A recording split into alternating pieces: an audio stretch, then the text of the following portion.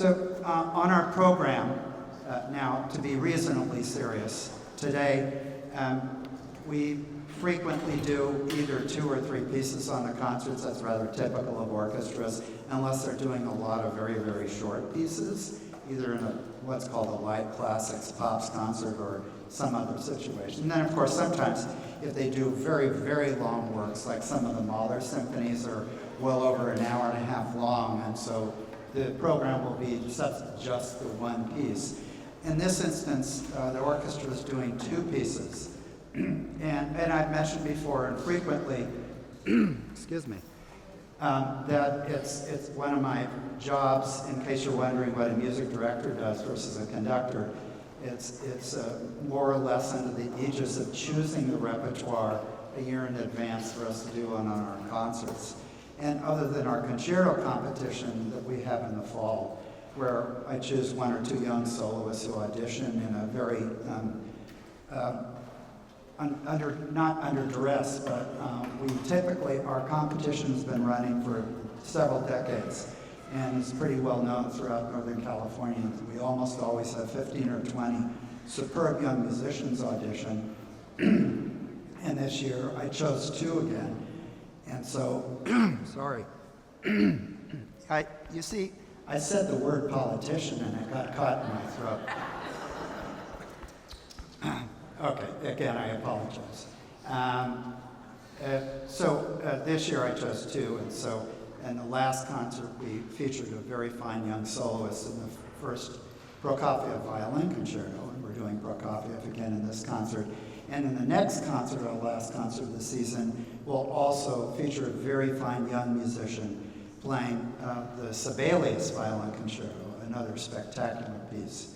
So in this program we have 2 works, and you'll notice this immediately if you've not heard either of these pieces before, or not familiar, for instance, with the music of Manuel de Falla, let alone Sergei Prokofiev, that even though they didn't exactly live in the same time frame, de Falla was late 19th and early 20th century, Prokofiev was pretty much early to mid 20th century. Nevertheless, their music is really radically different for some of the obvious reasons. De Falla being a Spanish composer, and not exactly a nationalist composer, which is defined, and that's not a political term in music. Nationalist composer simply means that the composer, like Bartok for instance, will take rhythms, especially dance rhythms, and music of the folk, in other words, folk melodies, and weave older, if you will, not original melodies into their new compositions that they create.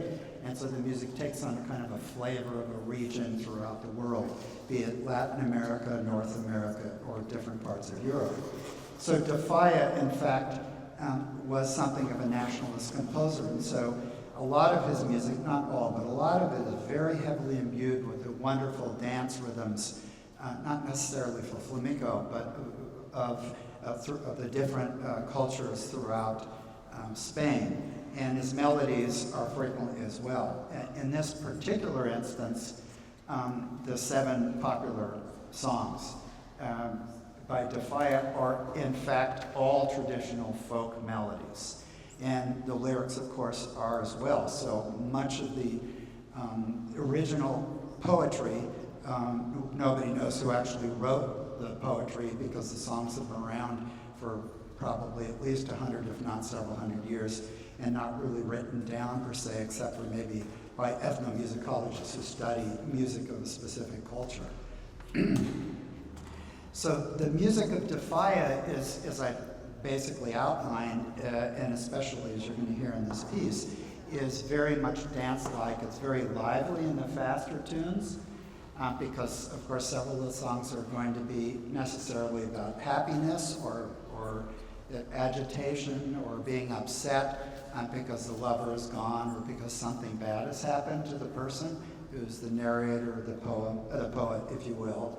But also, some of the songs are going to be very, very sad, as you would imagine is very typical of folk music. In other words, songs are necessarily slow when there is some type of incredibly sad, perhaps a reminiscence, a loss of love.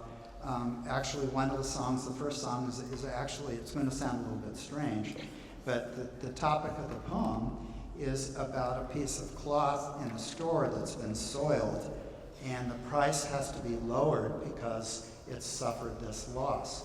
And certainly, if you were to read it in Spanish, you would probably recognize that there's a certain symbolic aspect to this soiling and something or someone being worth less because of something that's happened to them, that's represented just by a cloth in a clothing shop. Whereas the Prokofiev was composed at a very different time. The Defia in 1914, just at or near the outbreak of World War I. And this is one of the very few, if you will, not similarities, but kind of coincidences about these two works on the program. The Defia was composed originally for voice and piano in 1914, originally performed in 1915 when the war had already broken out and started spreading throughout Europe, and of course did incredible amount of damage and loss of life, and economies and cultures and everything was shattered.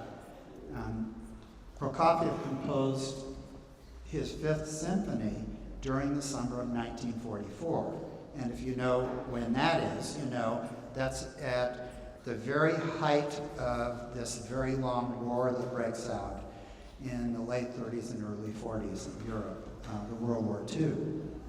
And Prokofiev composed it in a very brief period of time, which is incredible because when you hear this piece, if you have not heard it before, it's a long, incredibly dramatic piece that has just as much ebb and flow to it as you could possibly imagine in a great symphonic work in its 4 movements. And a tremendous range of emotion. For me, personally, the emotional range in the Prokofiev 5 is beyond that of just about any other symphony that I've studied or played on the violin or other instruments or conducted. It's an incredibly powerful piece, and I can only begin to imagine the unbelievable pressures that were on him and his fellow composers and musicians in Russia when the German army had started marching in, basically to kind of overcome them. Unfortunately, only got so far, but still did tremendous damage to the economy, as well as the fact that there were 2 really horrible winters in a row that caused a lot of starvation in the then Soviet Union, Russia. The 4 movements of the Prokofiev are nevertheless very typical movements when you just kind of look at the beginnings of each movement, the titles of the movements, the tempi, other than something that Prokofiev and other composers did periodically throughout the 20th century, which is play a little bit with this form that grows up during the time of Haydn and Mozart, the late 18th century, the late 1700s. And I've said this before, and many of you already know this, but very briefly, the symphonic form that was typical from the time of Mozart and Haydn and runs pretty much all the way through the 19th century, with some notable exceptions, is 4 movements. A quick first movement, a quick last movement, or fourth movement, I should say, a slow, perhaps solemn, perhaps sad, perhaps beautiful and lyric, aspirational second movement, and then a lively third movement that in Mozart and Haydn's time was a dance movement, almost always titled Minuet with Trio, which of course comes from high Renaissance. A minuet was a slow, stately dance in 3, and it gradually gets sped up by Beethoven until it becomes what we call a scherzo, which is a quick movement that can be in 3-beat time or in 4-beat time. So Prokofiev flip-flops the second and third movements, and it's not a big deal, but just be aware of that now the lively dance movement will be the second movement, the scherzo, and the slow, evocative and dramatic movement will be the third movement. I alluded to the emotions, and I thought about mentioning just the incredible spectrum of anxiousness that you can, and I'm sorry for saying this is the teacher in me, necessarily should experience a certain level of anxiety when you listen to portions of the Prokofiev, because it's written during this time. And, you know, even though the war had started to turn by the summer of '44, D-Day had occurred at the beginning of the month that Prokofiev started to compose this piece during. Nevertheless, it was still a very, very powerful, desperate time. So there's anxiousness throughout this work. There's anger in this work. There's strife. There's not going to be a lot of contentment, I'm sorry, but there's going to be a tremendous thread of hope. And the hope is going to kind of string its way through. And almost always, be it a fast movement or a slow one, you're going to hear melodies which are lyric and have almost an uplifting sensitivity to them. Of course, in the mid-20th century style of composition, meaning there's going to be a certain amount of harmonic angularity, if you will. There's what we like to call surface dissonance. It's not, everything is not neatly and compact, and certainly not based on very, very simple chord patterns, but in complex harmonies. And yet, there is an uplifting aspect to this.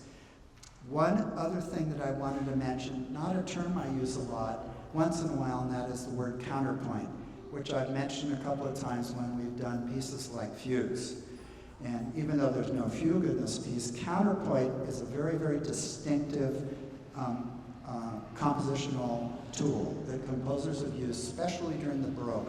Bach composed dozens and dozens in his well-tempered clavier work, fugues. And the construct of almost all music we listen to, be it Ring Around the Rosie, all the way to very complicated compositions by classical composers for large symphony orchestras, and of course pop music, is you typically have one melody and everything else supports that melody, is one type of an accompaniment or other. There could be interaction between the melody and the accompanying instruments, or harmony if you want to call it, the chords that are the columns that support the melody, the plot, if you will. But counterpoint is the art and science of writing two or more melodies together that work separately and yet they fit together like a jigsaw puzzle. That's a strange analogy, but you'll notice this in the Prokofiev.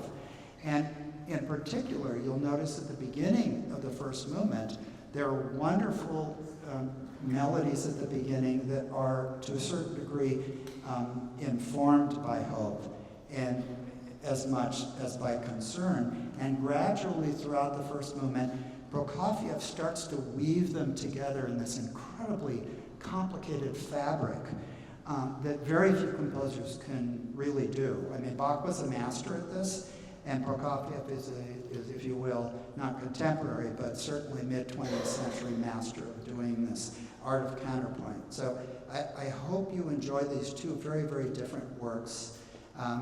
And I'll do very brief intros before each of them when we start, which will be in a few minutes. Enjoy yourselves.